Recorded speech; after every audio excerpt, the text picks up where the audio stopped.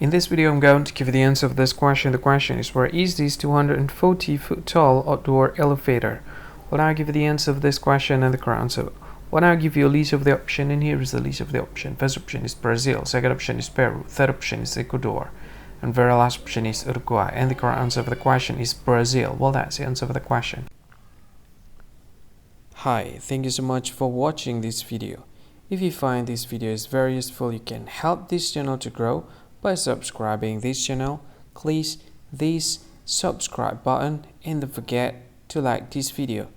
And if you find this video is not really good, or you don't really like this video, or you kind of feel that it's a little bit offensive or something like that, you can click this one, dislike button. You can do that anyway. And if you want to share this video with your friend, you can share it by clicking this share button, and you can share it to any social media that you wish that is currently available at this time, like Facebook, Twitter, LinkedIn, and many others. Right?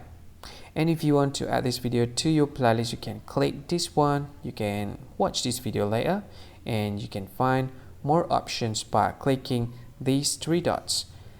And yeah, don't forget to subscribe. I think that's all of it. Thank you so much for watching this video, and see you again in another video. Bye bye. See you again.